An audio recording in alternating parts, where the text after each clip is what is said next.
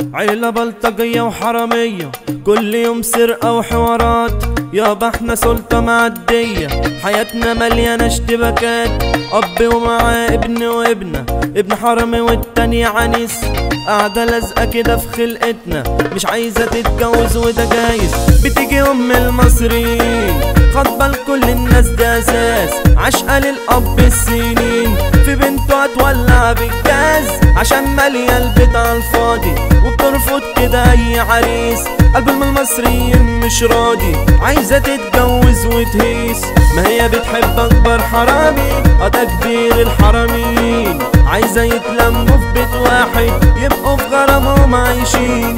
عرسان داخلة وطالعة يوماتي، طبعا معانا دي عيلة جنان، ضحك وكوميديا كده تلقائي، هتلاقي عقلك جاله جنان. لما تناسب لازم تحاسب، ركز كده وانت بتختار، اتعلم مننا ما هو احنا مش هنخليك يوم تحتار.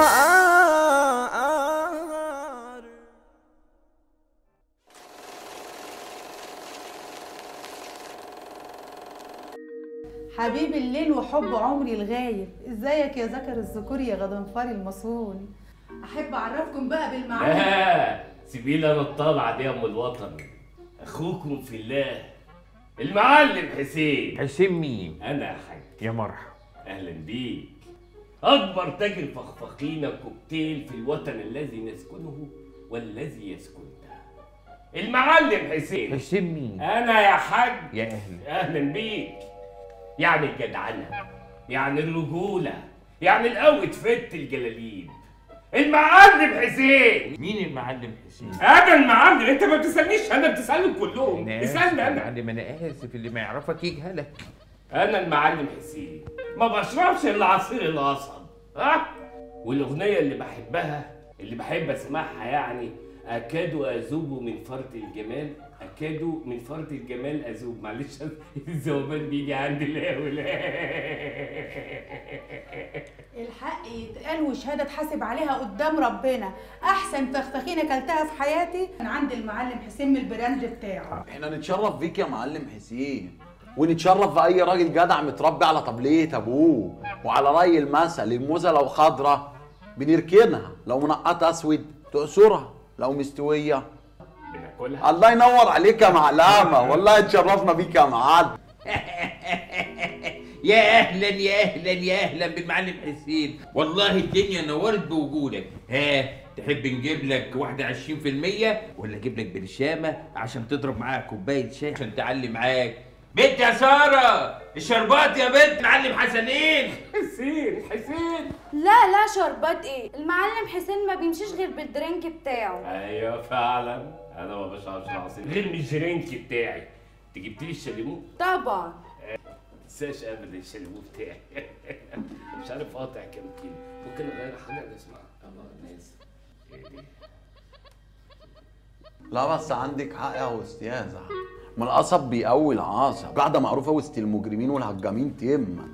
بقول لك يا حاج حسين. ايوه. وتعرفنا على قفص الفكه اللي معاك ده. هقول لك ايه بس. ايه بقول لك ايه فرحانه؟ بقول لك ايه؟ اي حد يتكلم معاك كده؟ ما تسيبها تقول يا حاج. اخلص. ده اول خطيئه تعملها في حق المعلم حسين. انا المعلم زفت. اخرب بقى. القعده الاولى ما تخاطبش حليم المعلم حسين. القعده الثانيه، القعده دي تبقى ام زغلول. امال جاي ليه يا معلم حسين؟ انت في ايه مالك؟ انت جاي تهدي نص سنتي ولا اقول لك ان في حضره للشيخ ياسين؟ ايه يا عم ده البت لسه ما دخلتش دنيا. بقول لك ايه يا معلم حسنين؟ حسين انت فاكر نفسك ايه؟ الحاج متولي؟ غضنفر. بس انا شايف برضو ان النشل والعصير وجهين لعملة واحد. والله انا ما هرد عليكم، انا هرد على الفشل المتمثل في شكل انسانه. انت يا وليه جايبالي راجل كبير عجوز ومتجوز ومخلف عيل واسمه زغلول. والله يا وليه انا ما حد هيخلي دماغي دي هتفك غيرك. انت ما سمعتيش عن حاجه اسمها غير عمرك يا وليه؟ ده القطب الشمالي مش بارد بالشكل ده، مالك فيه ايه؟ لا تعليش صوتك على سيادتك يا بابا. انت مش عارفه دي مين؟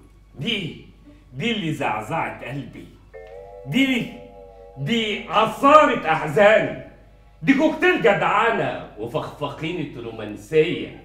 وأنا لو هتجوز واحدة عشان تخدمها وتريحها. يا عصارة قلبي. ربنا يخليك ليا يا شفشق حياتي، ده انت احسن واحد جازفت بالموز وقعدت على الرمان. ايوه انا قعدت على الرمان. احنا نجيب بقى الناهية، عشان انا ما بحبش الكلام المسوس ده، وكلامي كله حلويات. البنت دي هنوفر لها اوضه محترمه، عاش، وهنعمل لها مرتب شهري يفوق ال10 جنيهات. عاش، ولو طلبت اي حاجه مسافه ما القصب يدخل المعصره عاش، لسه هكمل ويخرج منها. عاش. وكمان بخصوص محل العصير، حاج سيبيني بقى، سيبيني، انا ايديا فرطه. هتاخد 3 كوكتيل مجانا. عاش. ولو عايزه موز زياده يا حبيبتي حاج تحاسب هي وانا اصرف على اهلها ولا ايه؟ شوروا بعض، ولو خدتوا قرار ابقوا بلغهم من المصريين. بعد اذنك يا ست الكل. نورتنا يا حاج حسين. تسلميلي. يلا وليا. ومين الراجل اللي مشي ومعاه قفص الفاكهه ده؟ ده الحاج حسين. عاش.